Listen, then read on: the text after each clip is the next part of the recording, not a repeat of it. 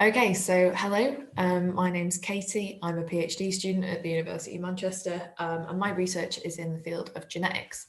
So today we're going to be, the workshop is based on paper planes, and we're going to be making paper planes that represent proteins, and we're doing this to model types of genetic mutations. So what we're going to do is we're going to learn a bit more about genetics and the background of DNA, and how genetic mutations can cause problems in biology. So I'll just minimize myself here, so hopefully I'm not in your way. Okay, so just to recap, you guys have probably already heard of DNA at school, and maybe this picture is familiar. So we've got our DNA helix structure here, which is kind of like a ladder that's been twisted. And maybe you know a little bit about DNA, maybe you know whereabouts it is in the body, what kind of instructions it holds. So it's got our genes in, and we're just going to recap that a bit more now. So DNA stands for deoxyribonucleic acid, which is a real mouthful, so that's why you won't hear people say it very often. And your DNA, you inherit half of it from your mother and half from your father.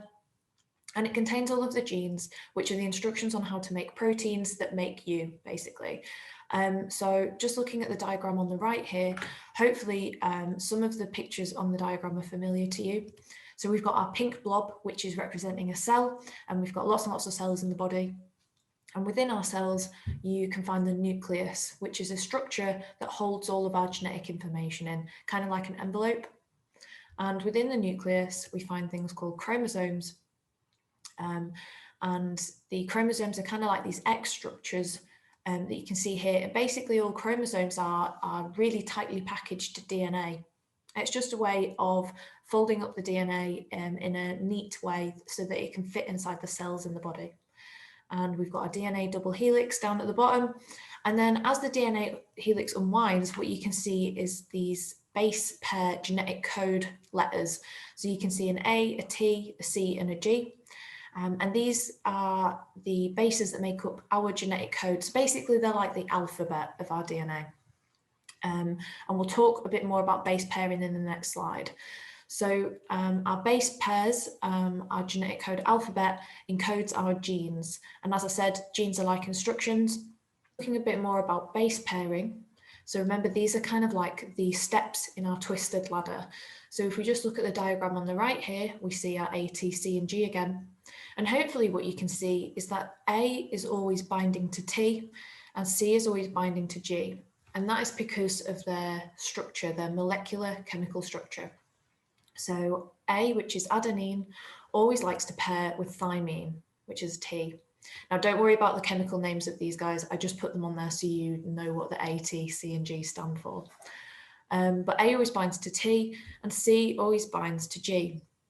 And these make up our genetic code and our complementary bases. And the order of the base code is what is important for encoding our genes in our DNA. And changing the order of these bases can change or edit our genes. And that can cause some problems, which we'll talk about in a bit. So just to check you're paying attention, we're going to check your understanding and see if you can figure out what base pair is supposed to match the ones on the left. So we'll start off with T. So hopefully you could see that from the shape, that should be A matching to T. Then we've got a G, two T's again, and then we're flipping it over and we've got an A now on this side and then a C. So that was just to check your understanding of the base pairing, not too difficult. Let's imagine we've now had a mutation that's caused a change in our DNA sequence. And now this C with the star next to it is being changed to a T. So we swapped in for a T there, and let's repeat doing the sequence on the right. So we've got a T, and now we've got an A instead of a G, two T's, an A, and a C. Now, it doesn't look like a really big change here, but what we'll see is that these subtle changes in our DNA sequence can sometimes cause some problems. Now, we understand that our DNA alphabet is made up of the four letters A, T, C, and G. But how do we get from our DNA alphabet to building big proteins that make up our bodies? So now we have to imagine that our alphabet is read as words made up of 3 letters. So 3 letters is a codon. Now, as I said, a codon is made up of 3 bases, these 3 letters, and I've kind of divided them into 3 here. Got ATG is a codon, TCA is a codon, and GTC is a codon. And each of these 3 letters codes for a very specific amino acid. So hopefully you've heard of amino acids as well as school, and they are the building blocks that make up our proteins. So now what we can see is methionine is a type of amino acid, and HEG codes for methionine. Serine is another amino acid, and then valine is another amino acid. Again, you don't need to worry about the names of these guys, but I just wanted to show you how a 3-letter codon can recruit a specific amino acid. And then what we can do is we can use this DNA sequence of codons that has recruited amino acids to make up a big protein by sticking all of these amino acids together. So, as I said, the amino acids can be strung together to form proteins like beads on a necklace. And we've got our beads at the bottom here, and then you can see in the video on the right that this bead necklace starts to fold over on itself to make a larger complex structure, which is a protein. And the genes hold the instructions on how to build these proteins, when to start adding the amino acids, what types of amino acids to include, and when to finish building the amino acid. Changes to your DNA sequence can therefore change how your protein ends up being made. And if a protein is built differently, it might start to work differently or even stop being made at all. Proteins have loads of important roles in the body, so if you stop them from working, this can cause really serious problems and even disease. Now, not to be overwhelmed by this diagram, you don't need to understand it. I just wanted to show you what we use in genetics to figure out what an amino acid code is for. So if we remember our alphabet of A, C, G, and T in the middle of this wheel, and imagine we've got a codon, so our 3-letter word, which is CGA. So if we follow CG8 out of the circle, we can see that it codes for arginine. So arginine is the amino acid that is recruited by the codon CGA. Now, you don't need to remember any of this, but I just wanted you to understand how we read the wheel and also know that we've got some stop codons here. So these don't code for an amino acid, they just tell the protein to stop building. Now, that's really important because we need full stops at the end of our sentences, but you can imagine if you put a full stop too early in your sentence or in your protein, then that can cause some confusion and problems. So now we're going to consider the types of mutations that we might come across in genetics. So imagine our sentence here, the fat cat sat. We've got our 3-letter words, which are our codons, and the whole sentence is the protein. So our protein is the fat cat sat. And this is how our DNA sequence is supposed to look. Now, let's say that this sequence is coding for the protein called factor VIII, which you can see a picture of here at the top. Factor VIII is a protein that we all have in our bodies, and it is a protein that helps your blood clot if you have an accident. Say you fall off your bike and you graze your knee. Factor VIII will come and form a nice scab for you to stop you bleeding. So we need factor VIII, it's very important. Now we can have a type of mutation that is called a synonymous mutation, which means it looks very similar to what the original protein is supposed to be. So in this case, we've got the fat cat sat, except this time we've spelt cat with a K.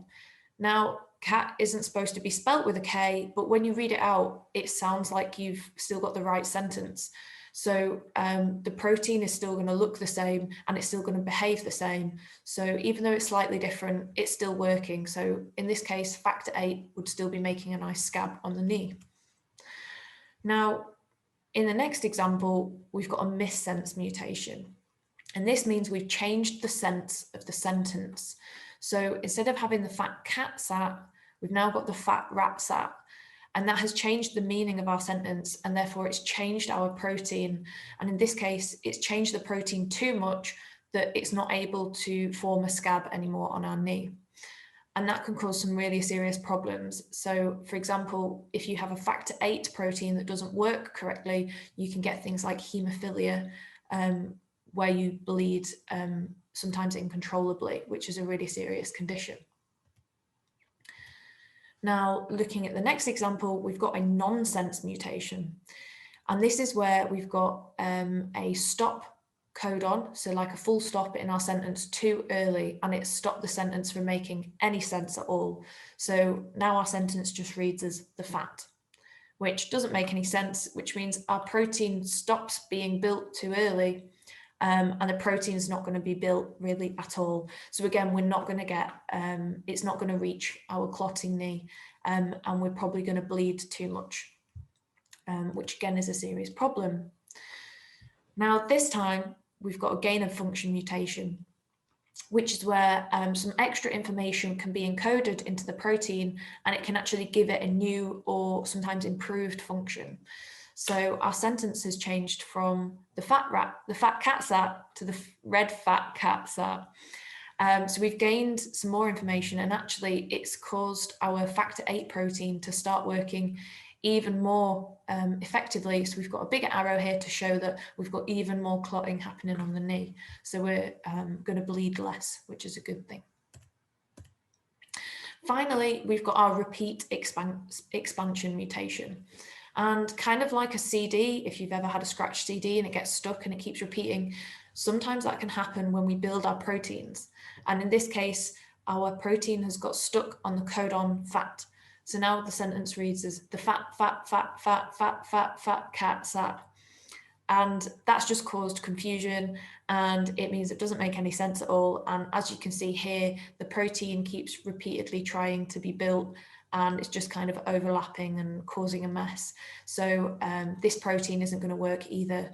So we're not going to get any clotting on the knee.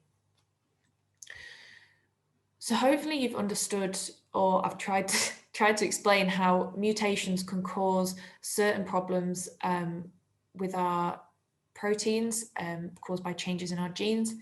And what we're going to do is we're going to now model some of these mutations on our paper planes. So all you'll need is a pen and 6 sheets of paper, maybe a few more in case you need any spares if you fold it incorrectly. And what we're going to do as we make the planes is we're going to try and figure out which mutations we are modeling. So I'm going to make the models in a random order, and I want you to try and assign what type of mutation is being modeled by which plane.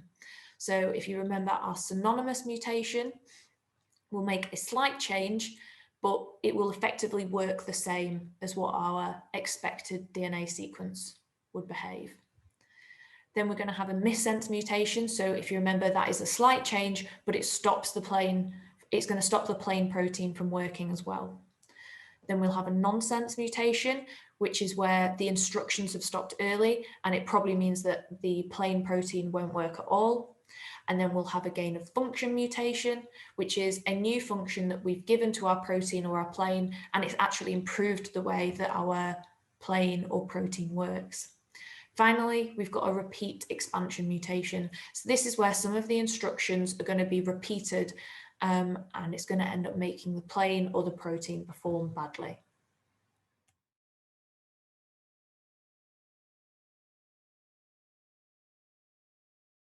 Okay, so we're going to start with our basic paper plane. So fold it in half down the long side of the paper, and then open it back out. And then you're going to bring the front 2 corners towards you and fold into the middle to make a nice point.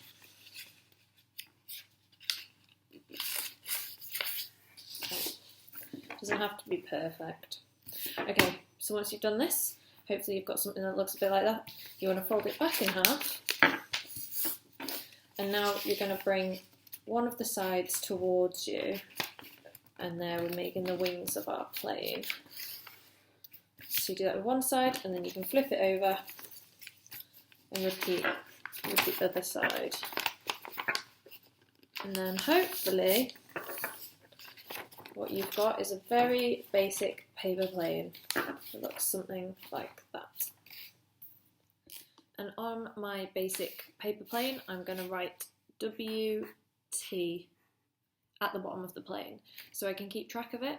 And the WT stands for wild type, and that is a term we use in genetics to mean the DNA sequence that is considered normal and we would expect to see in a protein. Okay, we're making a second plane now, and remember I'm doing the types of mutations in a random order, so you can't figure it out, but what I want you to do is I want you to label this one number 1, so we can keep track of the different mutations we're doing. Okay, so similar to the last plane, we're going to fold it in half long ways.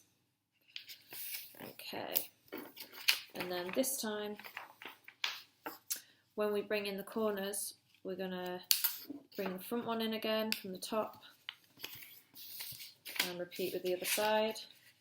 So far, very similar to the first plane that we did.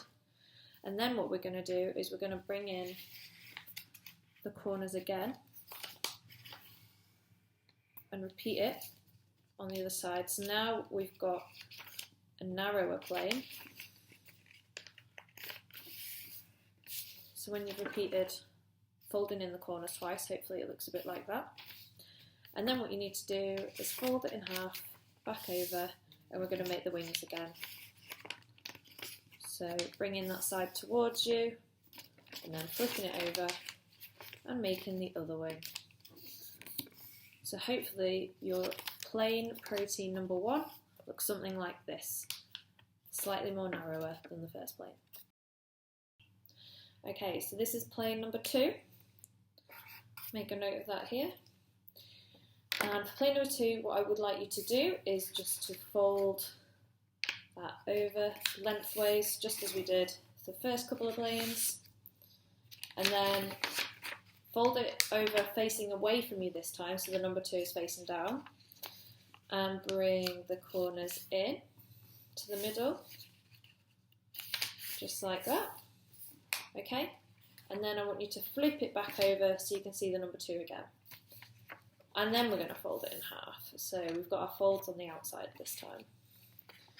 And then we're going to fold the wings, similar to what we did before.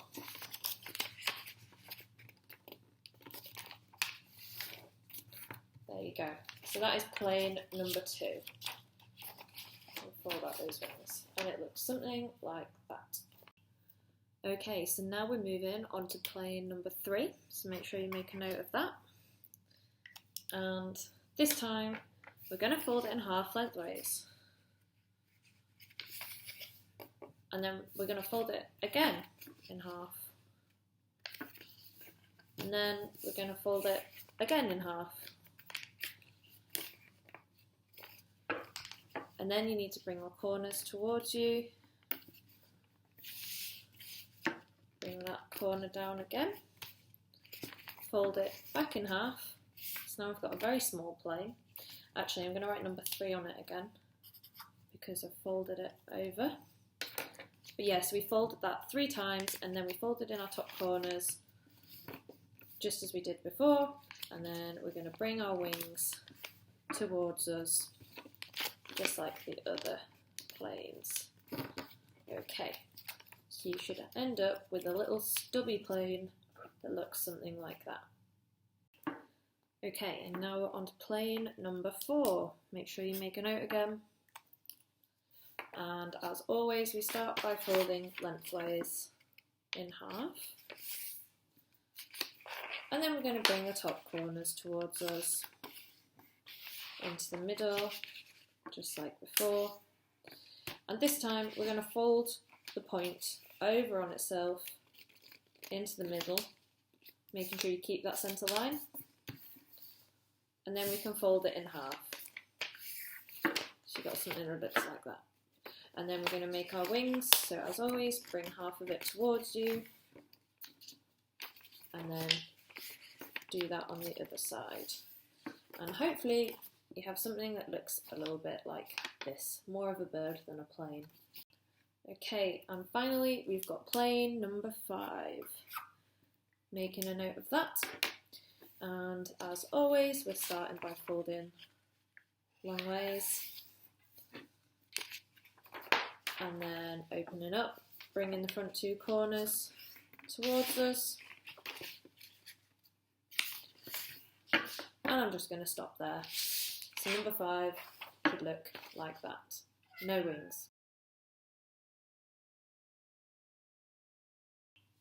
Hi, so I'm now sat on the floor in my one of the rooms in my house, and I've got a makeshift runway down the side of the room. So what we're going to do is we're going to use the runway to test our paper plane protein models. So every model is going to represent a type of mutation, and I want you to just figure that out as we're going along, and hopefully the way that they fly will suggest to you which ones might be which. So what we're going to do first is we're going to test our wild type. So this is our basic plane, the first one that we made, and we're going to compare all of our different other models to this one. So let's see how this one flies. Okay, it started off well in the flight and it's got about halfway across the room, but it wasn't particularly great, but we're going to compare all of the other models to this one, so I'll leave that there. Okay, so we're going to work our way through the models, so pick up your plane number 1. And if you remember, this one was slightly narrower as we did an extra fold when we brought in the corners, so we'll see what kind of difference that makes to the plane and if it flies any differently to our wild type. Okay, so that got a little bit further. It seemed to be a bit more streamlined. So yeah, I'll leave that there and we can see how it fares compared to the other models. So now we're moving on to model number 2. And if you remember, this looks very much like our basic wild type plane, except our front corners were folded on the outside rather than the inside. So it's got a very similar shape, and we'll see what kind of difference that's made, if any. Okay, that landed like on top of our wild type plane. So we'll see how that compares and if that means anything in particular that it is performed very similarly to our wild type plane. So we've still got our wild type plane, plane number 2 up here at the front, and then further at the back we've got plane number 1. So now you need to pick up plane number 3, and if you remember, plane number 3 was much smaller because we folded it a couple more times.